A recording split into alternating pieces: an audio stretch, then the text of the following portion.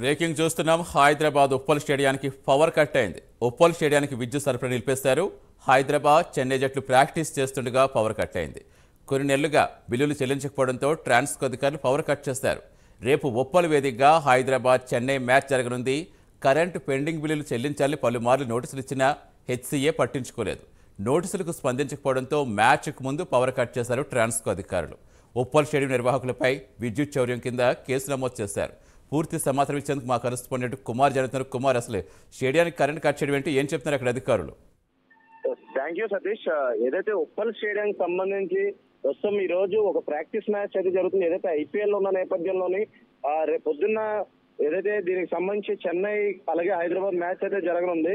ఉప్పల్ వేదికగా మొత్తం హైదరాబాద్ చెన్నై మ్యాచ్ జరుగుతున్న నేపథ్యంలోనే ఈ రోజు ఒక ప్రాక్టీస్ మ్యాచ్ కూడా ఉంటుంది. ఈ నేపథ్యంలోనే ప్రస్తుతం ఉప్పల్ స్టేడియంలో అయితే పవర్ కట్ చేశారు. మొత్తానికి ఏదైతే ఈ ప్రాక్టీస్ చేస్తుండగా ఈ పవర్ కట్ కావడంతోనే ఒక్కసారి గుర్తుపడ్డారు.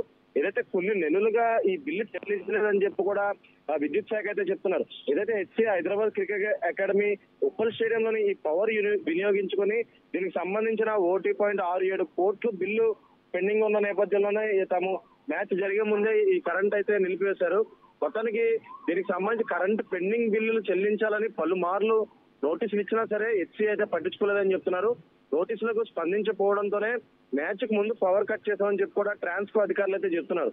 ఏదైతే ఉప్పల్ స్టేడియం నిర్వాహకులపై విద్యుత్ సౌకర్యం కింద కూడా కేసు అయితే నమోదు చేశారు. ఏదైతే 2015లోనే ఈ కేసు అయితే నమోదు చేశామని చెప్పి విద్యుత్ శాఖ అధికారులు అయితే చెప్తున్నారు. మొత్తానికి ఏదైతే ఇప్పుడు 1.67 కోటి సంబంధించి కరెంట్ బిల్ పెండింగ్ ఉన్న నేపథ్యంలోనే ట్రాన్స్కో అధికారులు అయితే రేపు ఉప్పల్ స్టేడియం కి ఐపీఎల్ మ్యాచ్ జరగనున్న నేపథ్యంలోనే ఈ రోజు అయితే కరెంట్ అయితే కట్ చేశారు. అలాగే 2015లోనే దీనిపై కేసు అయితే నమోదు చేశామని చెప్తున్నారు.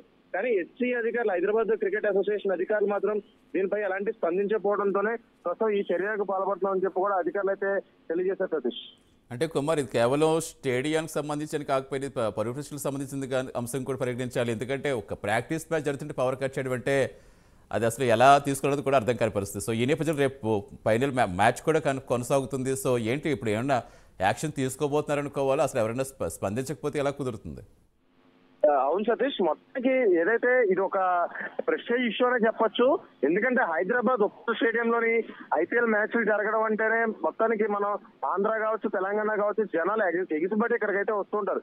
ఈ నేపథ్యంలోనే ఏదైతే హెచ్సీ అకాడమీ, అంటే గతంలో మనం చూసుకున్నట్టయితే హెచ్సీఐకి సంబంధించి చాలా గొడవలే అయినాయి. ఏదైతే రీసెంట్ గా దీనికి సంబంధించి ఎలక్షన్స్ కూడా జరిగినాయి. కానీ ఏదైతే అప్పట్లోని అజరుద్దీన్ అయితే హెచ్సీఐకి సంబంధించి ప్రెసిడెంట్ గా ఉన్న నేపథ్యంలోని ఏదైతే కొన్ని దీనికి సంబంధించి బిల్స్ కావచ్చు, లేదంటే స్టేడియం నిర్వహణ కావచ్చు, ఇవన్నిట్లో కూడా చాలా పెండింగ్ అయితే పడిపోయినాయి. ప్రస్తుతం రేపు పొద్దున్న ఏదైతే ఐపీఎల్ హైదరాబాద్ చెన్నై మ్యాచ్ అయితే జరుగుతుంది.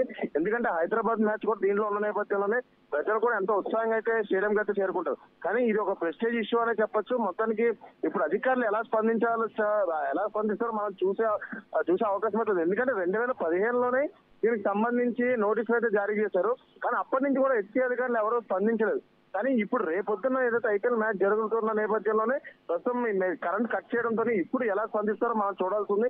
అలాగే మరో పక్క గవర్నమెంట్ కూడా దీన్ని కొద్దిగా సీరియస్ ఇష్యూగానే తీసుకోవాల్సిన అవసరం కూడా ఉంది. ఎందుకంటే ఈ మ్యాచ్ అనేది ఒక క్రికెట్ అంటేనే మనం తెలుసు జనాల ఎంత క్రేజ్ ఉంటుందో కూడా తెలుసు. అలాంటిది మన హైదరాబాద్ లో ఈ మ్యాచ్ జరుగుతున్నప్పుడు ఇలాంటి ఆటంకాలు జరిగితే మాత్రం చాలా ఇబ్బందులు గురయ్యే అవకాశం అయితే ఉంది.